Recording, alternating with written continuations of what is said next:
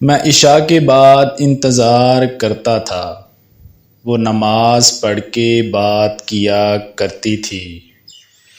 ناراضگی کے بعد بھی وہ مجھ سے باتوں باتوں میں میرا پوچھ لیا کرتی تھی۔ آج فلاں وظیفہ کیا تھا ہمارے لیے، وہ مجھے کچھ یوں تسلی دیا کرتی تھی۔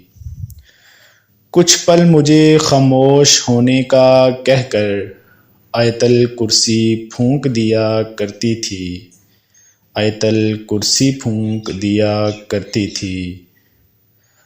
کھونے سے کسی کو کوئی